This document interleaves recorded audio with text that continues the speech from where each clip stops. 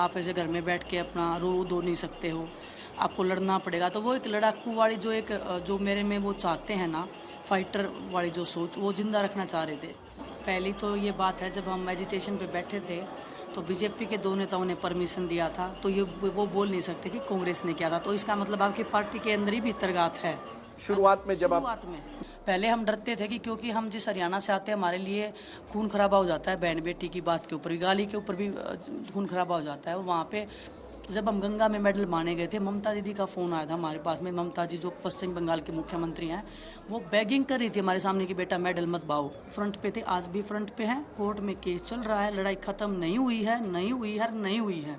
लड़ाई एंड तक जाएगी, देश के सामने सच्चाई लाएगी। जब तक विनेश जिंदा है तब तक इस लड़ाई को कोई ख़त्म नहीं कर सकता है। विनेश साक्षी बजरंग इस समय जुलाना में है, हरियाणा के जिंद डिस्ट्रिक्ट में, जहां से विनेश फोगाट अपनी पॉलिटिकल डेब्यू कर रही है। पहला सवाल मेरा आसान है कि पॉलिटिक्स करना ज़्यादा मुश्किल है या वर्ल्ड चैंपियन को ओलंपिक्स में हराना, जापानीज जो कभी नहीं हारी थी, कौन सा ज़्यादा मुश्किल है? देखो सर, टफ दोनों हैं। स्टार्टिंग हमेशा ज़्यादा टफ रहती है, तो अभी पॉलिटिक्स बहुत ज़्यादा टफ हो रही है। लेकिन जब रेसलिंग स्टार्ट किया था तो वो भी उससे भी ज़्यादा टफ था। तो हर क्षेत्र में स्टार्टिंग में मेहनत लगती है। जैसे यूज टू हो जाएंगे, जैसे लोगों को जानने लग जाएंगे, अपने आसपास का जो एक इन्वायरमेंट, सेफ इन्वायरमेंट जब बन जाता है, तो मेरे आई थिंक मतलब ठीक रहेगा सब चीज़ें। लेकिन सबसे बड़ी आपको चैलेंज क्या रही है? आप जैसे ही आप राजनीति में आ गई, मैं देख रहा हूँ इस पूरे एरिया में ज़्यादातर पुरुष हैं, आपके पार्टी ऑफिस में ज़्यादातर पुरुष हैं। एक महिला जिन में जुलाना से, जहाँ कभी कोई महिला जीती नहीं है, ये बहुत मुश्किल है या ये एक चैलेंज आपके सामने है? जुलाना में पहली बार किसी महिला को टिकट मिला है, ये एक बहुत ही बड़ी एक अचीवमेंट लगा लो, महिलाओं के लिए लगा लो। और महिलाएं यहाँ पे नहीं है, ऑफिस में जेंट्स हैं, क्योंकि महिलाएं काम करती है। हमारे हरियाणा में लेडीज़ ज़्यादा काम करती है घर पे। लेकिन जब मैं गाँव के दौरे पे जाती हूँ तो महिलाएं ज़्यादा हैं पुरुष से, तो वो वहाँ पे बढ़ चढ़ के हिस्सा ले रहे हैं। और अच्छा लग रहा है, मतलब सारी चीज़ें ना, ये फील्ड नया है। एडजस्ट हो गई है पूरी तरह से? एडजस्ट नहीं हुई हूँ। सबसे डिफ़िकल्ट है लोगों को रिकॉग्नाइज करना, पहचानना, उनके नाम से पहचानना, क्योंकि इतना बड़ा क्षेत्र है और सभी को ये है कि जितना जल्दी हमें पहचान ले, तो वो थोड़ा सा मुश्किल हो रहा है मेरे लिए। और इतने लोगों में रहने की आदत नहीं है, सुबह से शाम तक लोगों में रहना, हर तरीके की बातें सुनना, मैनेज करना। तो सीखेंगे, टाइम लगता है, हर चीज़ को टाइम लगता है। तो मैं अपने आप को भी टाइम दे रही हूँ, लोगों को भी हम समझाने की कोशिश करें कि टाइम लगेगा, थोड़ा सा हमको सब्र रख के और स्लो चलना पड़ेगा। ज़्यादा स्पीड की गाड़ियों का एक्सीडेंट हो जाता है, तो स्लो चलना है। बिल्कुल स्लो चलना है, क्योंकि हम चरखी दादरी में थे, उस एकेडमी में गए थे जहाँ से आपने शुरुआत की थी। वहाँ लोग कह रहे थे हम चाहते थे कि विनेश हमारे यहाँ से लड़े, अब आप ससुराल से लड़ रही है। तो कहीं वहाँ के लोग कह रहे हैं चरखी दादरी से क्यों नहीं लड़ी, यहाँ जुलाना से कहाँ लड़ गई?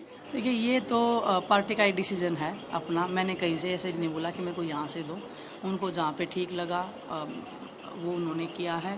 लेकिन एक जन्मभूमि है, एक कर्मभूमि है, तो वह भूल दोनों को नहीं सकती। काम हम पूरे जुलाना क्षेत्र तो हमारी प्रायोरिटी है ही, लेकिन हम पूरे हरियाणा के लिए भी हम काम करने की पूरी अपनी एक विज़न रखेंगे। ऐसा नहीं कि एक क्षेत्र तक मैं सीमित नहीं रहना चाहती हूँ। अगर मैं देश की खिलाड़ी रही हूँ तो मैं चाहती हूँ कि हरियाणा या देश में कहीं पे भी लोगों को, चाहे स्पोर्ट्स के थ्रू हमने इंस्पायर किया है, तो अभी पॉलिटिक्स के थ्रू भी हम इंस्पायर करने की कोशिश करेंगे, एक नई सोच के साथ में। मैं आऊँगा आपका एजेंडा जो हरियाणा के लिए, लेकिन इसके पहले एक बड़ा सवाल उठता है। ये जो निर्णय आपने लिया कि आप राजनीति में आएगी, ये ओलंपिक्स के पहले लिया था या ओलंपिक्स के बाद लिया? ये ओलंपिक्स के बाद ही लिया है सर। ओलंपिक्स के बाद? नहीं, हाँ बिल्कुल, ओलंपिक्स के बाद में। कौन ओलंपिक्स के फाइनल में जाएगा और फिर गोल्ड लेके आएगा और फिर बोलेगा पॉलिटिक्स में जाना है? लेकिन आए हैं, जो सर्कमस्टांसिस बने हैं, लोग मिले हैं, हर पर्सन ने ये डिमांड रख दिया सामने आके कि हमारे बच्चों के लिए आपको आना पड़ेगा। जो आपके साथ हुआ है, जो इतने दिनों तक हम देख रहे हैं, वो हमारे बच्चों के साथ ना हो, आपको आगे रहना पड़ेगा। आप ऐसे घर में बैठ के अपना रो धो नहीं सकते हो, आपको लड़ना पड़ेगा। तो वो एक लड़ाकू वाली जो मेरे में वो चाहते हैं ना, फाइटर वाली जो सोच, वो जिंदा रखना चाह रहे थे। ये सवाल इसलिए पूछा गया कि जब आप आई पेरिस से, तो आप का जो प्रोसेशन था उसमें दीपेंद्र हुड्डा शामिल थे। जब आपने बृजभूषण शरण सिंह के खिलाफ जो एजिटेशन चलाया था, तब भी कांग्रेसी वहाँ आए थे, प्रियंका गांधी वाड्रा, दीपेंद्र हुड्डा। तो ये कहा गया कि ये पूरा जो एजिटेशन है वो स्पॉन्सर्ड है, विनेश फोगाट ने पहले से तय किया था मैं कांग्रेस पार्टी या राजनीति में जाऊंगी?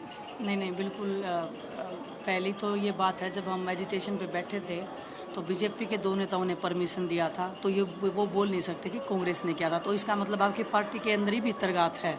शुरुआत में जब आप शुरुआत में, बिल्कुल शुरुआत में जो परमिशन हुआ था बीजेपी के 2 नेताओं ने लिया था। कौन थे वो? मैं नाम आपको भी पता है, पूरी पब्लिक जानती है सब चीज़ें। तो और दूसरी बात, कोई भी लड़की कितने भी आप लेवल तक सोच सकते हो, कोई भी लड़की सड़क पे आके अपने कपड़े फड़वा के बाल नचवा के पॉलिटिक्स में एंटर करने की कोई ज़रूरत नहीं है। हम जैसे खिलाड़ी जिनका नाम है, परमात्मा की दया से आशीर्वाद से 2 मेडल हैं, लोग जानते हैं।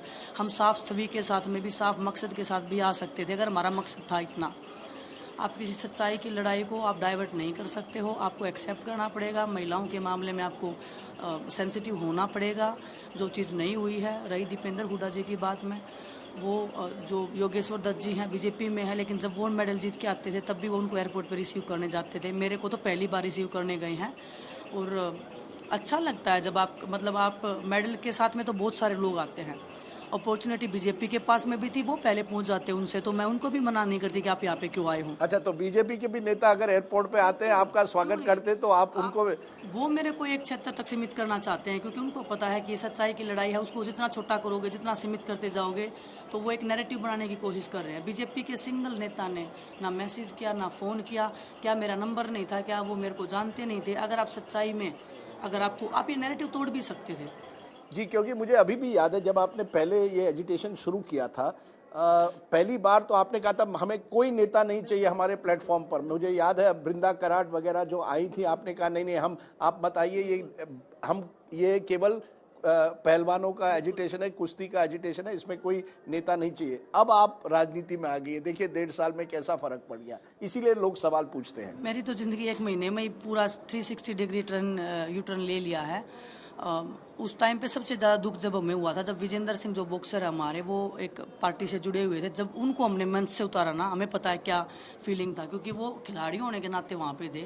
और उनको भी ना बोलना हमारे लिए कितना डिफ़िकल्ट था, क्योंकि हमें पता था ये नैरेटिव सेट करने की कोशिश की जाएगी। हमारे देश में हमेशा ऐसे होता आया है, किसी ने सच्चाई की आवाज़ उठाई है, उसको सेट कर दो किसी एक समाज से, किसी धर्म से। कभी मुस्लिम बोल देंगे, कभी देशद्रोही बोल देंगे आपको, कभी एक जाट कम्युनिटी से जोड़ के देखेंगे। आपको मानना पड़ेगा, ये आपको सच्चाई एक्सेप्ट करनी पड़ेगी। आपके सांसद ने गलत किया है, आपको आज नहीं तो आपको कल मानना पड़ेगा कि बृजभूषण शरण सिंह ने गलती की है। ये आप मानते हैं, इस बात पे आप अड़ी रही हैं, ये आपको कोई रिग्रेट नहीं है जो आपने किया पिछले साल? नहीं, रिग्रेट किस चीज़ का होगा? अगर हम देश की किसी बेटी को, बहन को अगर ऐसे दरिंदों से अगर बचाना चाहते हैं तो उसमें रिग्रेट नहीं, प्राउड है हमें। तो हमने लड़ाई लड़ी और प्राउड इस बात पे है। पहले हम डरते थे कि क्योंकि हम जिस हरियाणा से आते हैं, हमारे लिए खून खराबा हो जाता है बहन बेटी की बात के ऊपर भी, गाली के ऊपर भी खून खराबा हो जाता है। और वहाँ पे हमारे समाज का इतना सपोर्ट निकल के आना। अब बहुत सारे लोग बोलते हैं कि नहीं, अभी लड़कियाँ डरने लगी हैं। मैं नहीं मानती कि लड़कियाँ डरने लगी। अभी माँ बाप जो है ना, इतने केयरफुल हो गए हैं, और होना भी चाहिए। क्यों नहीं होना चाहिए? आपको पता होना चाहिए आपकी बेटी, आपके बेटे कहाँ जा रहे हैं, किसके साथ में है, क्योंकि माहौल बिल्कुल डिफरेंट है आज का। और लेकिन आपने कुछ बड़ी बातें कही, इससे एक बात जुड़ जाती है। आपके जो विरोधी, खास करके बीजेपी या बृजभूषण शरण सिंह, कहेंगे अब विनेश फोगाट देश की बेटी नहीं है, कांग्रेस की बेटी है, और इस वजह से आपका जो आंदोलन था वो थोड़ा कमज़ोर होगा। साक्षी मलिक शामिल नहीं हुई है, उनको भी न्योता था राजनीति में आया, उन्होंने कहा नहीं नहीं मैं नहीं आना चाहती। क्या कहीं ना कहीं आपको लगता है जो आपका निर्णय है उससे आपका आंदोलन जो था, जो आपने महिलाओं के लिए उठाया था, वो कमज़ोर हो गया? नहीं, बिल्कुल देखो, इसमें कमज़ोर नहीं हो सकता। मैं इस चीज़ को कमज़ोर नहीं मानती हूँ। अगर आपने सड़क पे लड़ाई लड़के देखी, क्या मिला आपको? आपकी बेइज्जती के, अपमान के, कपड़े फाड़ने के अलावा कुछ भी नहीं मिला। ओलंपिक्स तक मैंने जाके देख लिया, मिला क्या? इंसाफ नहीं मिला ना। कहाँ मिलेगा इंसाफ? ये मजबूरियाँ हैं, आपको मानना पड़ेगा। ये हर लड़की की कोई भी लड़की कभी भी कोई ज़िंदगी में ऐसे कदम उठाती है जिसको लोग अचंभित होते हैं। और मेरा ऐसा मानना है कि हमारा जो ये पॉलिटिकल है, या मुझे नहीं पता समाज का है, स्ट्रॉन्ग महिलाओं को पसंद नहीं करता है जो अपने लिए आवाज़ उठाती है या अपने सामाजिक ताने बाने के लिए आवाज़ उठाती है। उनको ऐसे लगता है ये कैसे कर सकते हैं। रही बात कांग्रेस पार्टी की, उस टाइम पे, उसके बाद में जब एजिटेशन दोबारा हम बैठे हैं 4 महीने खून के आंसू रो के, हमने बीजेपी पार्टी को हमने पूरा मौका दिया कि आप अपने सांसद के खिलाफ में एक्शन लो, जब कुछ भी एक्शन लिया उनके साथ में पूरी पार्टी बैठ गई हमें झूठा साबित करने के लिए। दोबारा से जब हम बैठे तो सिर्फ कांग्रेस नहीं आई थी वहाँ पे। जब हम गंगा में मेडल माने गए थे, ममता दीदी का फ़ोन आया था हमारे पास में। ममता जी जो पश्चिम बंगाल के मुख्यमंत्री हैं, वो बेगिंग कर रही थी हमारे सामने कि बेटा मेडल मत पाओ। वो भी अलग पार्टी से, वो कांग्रेस से नहीं थे। आम आदमी पार्टी के जो केजरीवाल जी हैं वो हमारे एजिटेशन में आए थे। कितने बड़े पॉलिटिशियन थे, हर जगह से लोग आए थे। तो आप एक जगह पे सेट नहीं कर सकते उस चीज़ को कि ये प्री प्लान था। कभी आप बोलोगे मुस्लिम है इसलिए बोल रहे हैं, कभी आप बोलोगे ये पाकिस्तान से आए इसलिए बोल रहे हैं, कभी बोलोगे खालिस्तानी हैं। ये नहीं चलेगा ऐसे। आपको शुद्ध राजनीति करो, आपको करनी है मुद्दों पे करो। आप मुझे कह रही हैं कांग्रेस या आप बीजेपी में भी आपने कांग्रेस को क्यों चुनी, बीजेपी क्यों नहीं? क्योंकि बीजेपी तो सत्ताधारी पार्टी है, यहाँ हरियाणा में भी है, केंद्र में है, आपके अच्छे रिश्ते रहे हैं नरेंद्र मोदी जी के साथ। उन्होंने आपका वेलकम किया था जब आपको कभी मेडल्स मिले थे। बजरंग जी को भी जब ओलंपिक मेडल मिले थे उनको घर पे बुलाया था। तो आप बीजेपी क्यों नहीं चलेगी, कांग्रेस क्यों चलेगी? मेरे कभी किसी पार्टी के साथ में अच्छे रिश्ते नहीं थे। मैं किसी भी पॉलिटिकल पर्सन को ना जानती थी, ना कॉन्टैक्ट नंबर था, कुछ भी नहीं था। अच्छा, 1.5 साल पहले तक कुछ नहीं था? एजुकेशन में आने तक मेरे पास सिंगल किसी पॉलिटिशियन का नंबर नहीं था। मेरे पास फर्स्ट टाइम जब कॉल आया था दीपेंद्र भाई साहब का, टोक्यो में जैसे मैं आई थी ना, मेडल नहीं आया था, उसके बाद उनका कॉल आया था। आधे घंटे तक उन्होंने मेरे से बात की थी, हर तरीके से मतलब आश्वासन दिया था। तब मैं पहली बार किसी पॉलिटिशियन से इतना करीबली में बात करी थी। तो ऐसा नहीं है बिल्कुल भी। और जो पार्टी आपका सच्चाई के रास्ते में आपको बोले कि आप झूठे हो, नैरेटिव सेट करने की कोशिश करें, एक ऐसे गंदे आदमी के खिलाफ में साथ में बैठ जाए, उस पार्टी में जाने का कैसे सोच सकते हो? आपके परिवार से ही लगा लो। अगर कोई आपको हर तरीके से बरगलाने की कोशिश करेगा, झूठा साबित करने की कोशिश करेगा, आप उस फैमिली मेम्बर को पसंद नहीं करते हो। तो प्रधानमंत्री किसी ने कभी आपको फ़ोन नहीं किया इतने साल, जब आपको पेरिस में भी ओलंपिक में मेडल नहीं मिला, लास्ट मिनट पर हम सब इंतज़ार कर रहे थे गोल्ड का, जब नहीं मिला किसी ने आपको फ़ोन किया, प्रधानमंत्री ने, कोई बड़े स्पोर्ट्स मिनिस्टर ने या किसी ने? मैं नाम नहीं लूँगी किसी का अभी भी। मेडल आते हैं तो सब फ़ोटो खिंचवाते हैं, सब फ़ोन करते हैं। जो मेरा फाइनल में पहुंच गई थी, मेरे पास कोई फ़ोन नहीं आया तब तक। उसके बाद आया, कहीं से फ़ोन आया कि ऐसे ऐसे हम करेंगे, लेकिन मैं अपनी भावनाओं के साथ में ऐसे पब्लिकली मजाक नहीं बनवाना चाहती थी। अगर आप में सच में संवेदनाएं हैं तो आप सोशल मीडिया पे प्रचार करने की बजाय अगर आप साइलेंटली अगर एक फ़ोन करके बोलते कि बेटा हम आपके साथ में हैं, मेरे लिए वो इनफ था। क्योंकि हमने एक फ़ोटो देखा था आपका और पीटी उषा का, और आप बड़ी हॉस्पिटल के एक बेड में हैं। मैं जान सकता हूं कि क्या आप में बीत रही होगी, लेकिन पीटी उषा सरकार की एक तरह से नुमाइंदगी कर रही थी। क्या किसी ने आपको उन 24 घंटों में और उसके बाद भी जब आपका मेडल नहीं मिला, आपको डिस्क्वालीफाई किया, किसी ने आपको नहीं फ़ोन किया सरकार से कि बेटी हम आपके साथ हैं? नहीं, बिल्कुल नहीं। और पीटी उषा मैम की जो बात है, बचपन से उनकी कहानियाँ सुनते आए हैं, उड़न परी के नाम से बचपन से सुनते आए हैं कोई ऐसी। और मेरे को नहीं लगता पूरे देश में कोई ऐसा बच्चा होगा जो नहीं जानता होगा पीटी उषा मैम को। लेकिन जो एजिटेशन हमने स्टार्टिंग से स्टार्ट किया है, उसकी रिपोर्ट कहाँ है? जो उन्होंने कमेटी बनाई थी, आज तक पता है आपको रिपोर्ट्स कहाँ हैं? वो जिम्मेदारी तो उन्हीं की है ना। अगर आप खिलाड़ियों के हित में प्रोटेक्ट नहीं करेंगी, आप एक पार्टी के उसमें अगर आप बन गए हो, वो उनको राज्यसभा भेजा गया है, तो वो भी अपने सांसद को बचाने के लिए पार्टी के प्रोटेक्शन में खड़ी हो गई हैं, अपने दायित्व को भूल के। तो आप निराश है कि पीटी उषा ने भी उस तरह के आपको बैक नहीं किया, मैरी कॉम ने नहीं बैक किया जिस तरह से होना चाहिए था? बिल्कुल भी नहीं, बिल्कुल भी नहीं। एक खिलाड़ी होने के नाते हम ये उम्मीद करते हैं कि आप हर चीज़ को साइड में रख के आप एक खिलाड़ी के साथ में खड़े हो। और जब मैं हॉस्पिटल बेड पे थी, मैं आधे होश में थी, आधे होश में नहीं थी। मेरे को ग्लूकोज चढ़ाए जा रहे थे ताकि मेरा जल्दी से रिकवरी हो और मैं थोड़ा सा कॉन्शियस में हूँ। लेकिन बिना इजाज़त के फ़ोटो ले रहे हैं, फिर वो सोशल मीडिया पे पोस्ट करके बोल रहे हैं कि ठीक है, जबकि कुछ भी ठीक नहीं चल रहा था। और गलती किसकी थी जब ये कहा जाता है डिस्क्वालीफाई? कुछ लोग कहते हैं ये विनेश फोगाट की गलती थी, उसकी वजह से डिस्क्वालीफाई हुई। आप किसी सिस्टम को नहीं ब्लेम कर सकते, आपको खुद जिम्मेदारी लेनी पड़ेगी। पूरे ओलंपिक एसोसिएशन ने आपको, सरकार ने बहुत प्रोत्साहन दिया था, बहुत सब फैसिलिटीज क्या फैसिलिटीज़ दिया था? मैं पूछना चाहती हूँ किसी से भी, कोच किसने दिया था? सरकार ने कुछ नहीं दे रखा था। जो प्राइवेट स्पॉन्सरशिप, फाइनेंस किसने दिया? स्पॉन्सरशिप सरकार का नहीं है, सब प्राइवेट OGQ जो स्पॉन्सरशिप है उन्होंने कोच दिया था, उन्होंने फिजियो दिया था, वो पे कर रहे थे। कौन ऐसे झूठे क्यों बोल रहे हो? कुछ नहीं सपोर्ट मिला। कितना दिया था? उन्होंने बोला कि 70 लाख हमने दिया है 4 साल के पीरियड में। मैं देती हूँ आपको 1 करोड़ रुपए, आप 3 साल में ओलंपिक गोल्ड लेके आओ। चलो, मैं चैलेंज करती हूँ। जो हमारे खेल मंत्री जी, उन्होंने जाके संसद में बोला कि हमने इतना लाख रुपए खर्च कर दिया, आपके हर दिन का खर्चा होता है इतना, तो जितना खिलाड़ियों को आपने 3 साल में किया, और वो भी झूठा होगा। मेरे को नहीं पता वो सच्चा है झूठा है, मैं बता नहीं सकती क्योंकि मेरे को उसका वो नहीं है। तो प्राइवेट सेक्टर ने आपको एक तरह से प्रोत्साहन दिया था, नॉट बाय द गवर्नमेंट। अगर आप वहां तक पहुंच पाई वो प्राइवेट इनिशिएटिव की वजह से, देखिए और आपके खुद की मेहनत से। मैं अपना नहीं बोल सकते अकेले। अगर हमारे देश में आज भी खेल बाकी है, जो गवर्नमेंट संस्थाएं हैं, ज़्यादा क्रेडिट लेने की ज़रूरत है नहीं आपको, क्योंकि प्राइवेट स्पॉन्सर जो हैं, जब मैं धरने पे बैठी थी तब भी वो साथ में थे।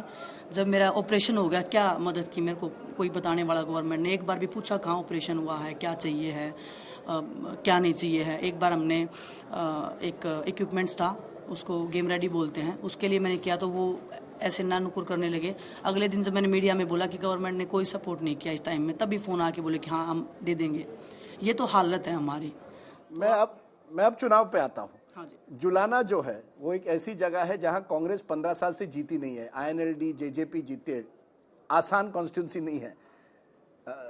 उस जापानी रेसलर को भी हराना आसान नहीं था, लेकिन क्या कहीं ना कहीं क्या आप मानती है ये बड़ी टक्कर है जुलाना में? सबसे क्या आप कॉन्फिडेंट हैं आप जीत सकती हैं?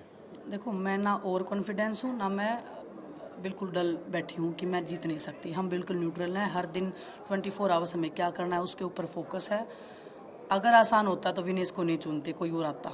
आसान नहीं है, इसलिए पार्टी ने विनेश को चुना है, और मैं पूरी दायित्व से, पूरी जिम्मेदारी से इस अपने विधानसभा में काम कर रही हूँ, और मुझे अपने काम पे भरोसा है, मुझे अपनी मेहनत पे भरोसा है।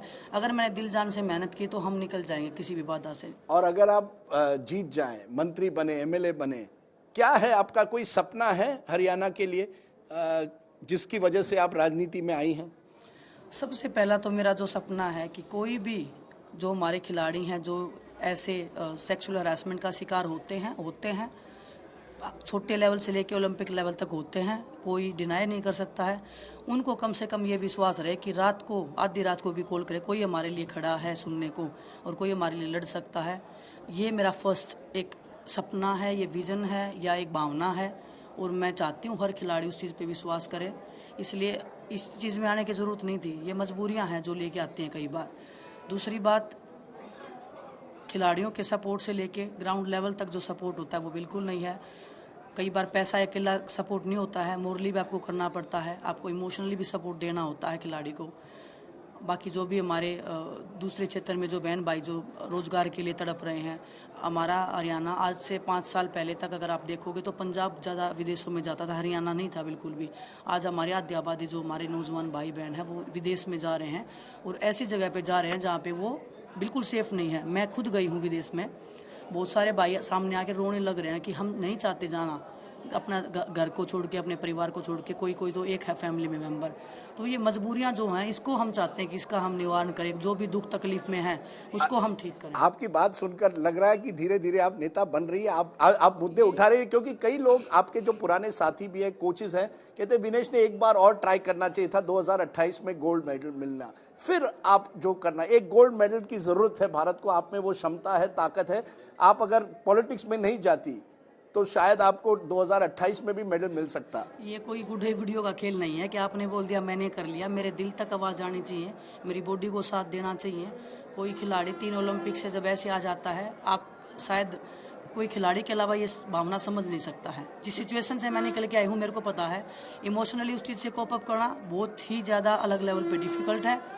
रही बात ज़िंदगी में परमात्मा ने, मैं बहुत डेस्टिनी वाली लड़की हूँ, मैं मानती हूँ बहुत ज़्यादा। परमात्मा ने जो कहीं पे लिख रखा होगा, कुछ भी, चाहे पॉलिटिक्स में है, चाहे रेसलिंग में है, चाहे और क्षेत्र में है, मैं वहाँ पे जाऊँगी। मेरे लिए जो रास्ता होगा परमात्मा ने बनाया। यानी आप रूल आउट नहीं कर रही कि 2028 में आप वापस आ सकती हैं, कुश्ती कर सकती हैं? नहीं, कहीं पे भी वापस नहीं, रिटायर्ड, फुल रिटायरमेंट? परमात्मा मेरे को कहीं, अगर परमात्मा कहे कि विनेश जी आप लॉस एंजलिस चले जाइए, कोई भी खिलाड़ी ओलंपिक्स में जाके, फाइनल्स में जाके ऐसे आ सकता है, तो मैं मानती हूँ ये मेरी डेस्टिनी है।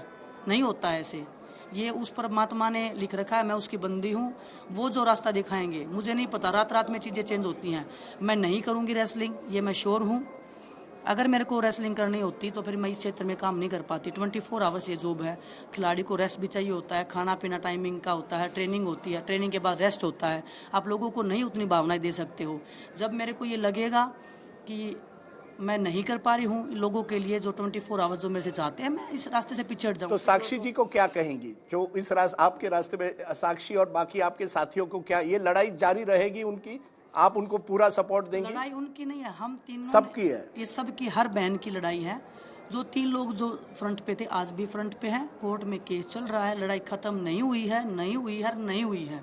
लड़ाई एंड तक जाएगी, देश के सामने सच्चाई लाएगी। जब तक विनेश जिंदा है तब तक इस लड़ाई को कोई खत्म नहीं कर सकता है। विनेश, साक्षी, बजरंग, 3 लड़ाई के मुख्य चेहरे लगा लो आप। चाहे हमने जो आगे ले रखा था वो आखिर तक रहेंगे जब तक हम ये ब्रजभूषण का ये चैप्टर है ये पूरे देश के सामने नहीं लेके आते हैं, नहीं खत्म। मेरा आखिरी सवाल, हम लोग आपके एकेडमी गए थे, वहाँ एक बड़ी अच्छी एक यंग रेसलर मिली, नेहा सांगवान था उनका और कई कह रहे हैं वो अगली विनेश फोगाट बन सकते। तो आप बड़े इंस्पिरेशन बन गए हैं एक कंप्लीट जनरेशन के लिए। क्या कहेंगी कैमरा को देखकर, जो नई पीढ़ी आ रही है जो ओलंपिक्स करना चाहती है, क्या कहेंगी महिलाओं को? देखिए, हर क्षेत्र में महिलाओं के लिए बहुत डिफ़िकल्टीज होती है। स्टार्टिंग से लेकर एंड तक कोई ये ना सोचे ओलंपिक्स में पहुंच गया तो उसके लिए सब आसान हो जाता है। हर जगह पे लड़ाई, हर मोड़ पे लड़ाई है। आपको अपनी मेहनत पे विश्वास रखना पड़ेगा, आपको अपने सपनों पे विश्वास रखना पड़ेगा।